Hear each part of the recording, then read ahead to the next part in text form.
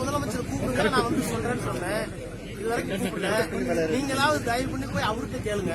இந்த மாதிரி ராஜா உங்களுக்கு சவால் விட்டாரு, 3 நாள் முடிஞ்ச உங்களுக்கு அசிங்கமா இல்லையா, உங்களுக்கு அவமானமா இல்லையா, நீங்க வச்சிருக்கிற பொறுப்புக்கு இது அழகா இல்லையே, நீங்க ராஜாவை கூப்பிடுங்க. நீங்க தயவு பண்ணி உங்க மூலமா கேட்டுக்க போய் வலியுறுத்தி மூலமா சிவகங்கையில பேசும்போது என்போர்ஸ்மெண்ட் ஆபீஸ்ல வச்சு பேசிக்கலாம் சொன்னாரு. யாரு என்போர்ஸ்மெண்ட் ஆபீஸ்? என்ன கேட்கலையே. என்ன கேட்டது யாரு? 2Gல ஊழல், திமுக ஊழல், சர்க்காரிய கமிஷன் ஊழல் சொன்னது யாரு? ஈடியா சொன்னது யாரு? நீ தானே சொன்ன, முதலமைச்சர் தானே சொன்ன. சொன்ன முதலமைச்சருக்கு சொல்லுறேன், என் திமுக ஊழலே பண்ணல, ஊழல் கட்சி அல்ல, எங்கள்கிட்ட தீர்ப்பு இருக்குன்னு சொன்னேன். நீங்க தான் ஊழல் பண்ணீங்கன்னு சொன்னேன். உங்க ஆத்தா ஊழல் பண்ணி ஜெயிலுக்கு போனுச்சுன்னு சொன்னேன்.